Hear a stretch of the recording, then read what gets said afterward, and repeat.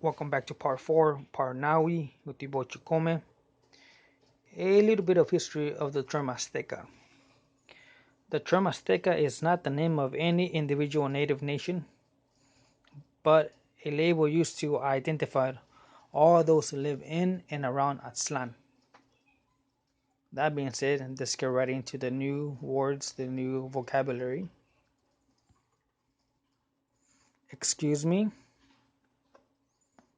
Moshpancinco. Moshpancinco. You are welcome. Amitla. Amotleno. Amotlen. All those are correct. It all depends on the region. Ashkan is today. Ashkan today. Mostla is tomorrow. Mostla tomorrow.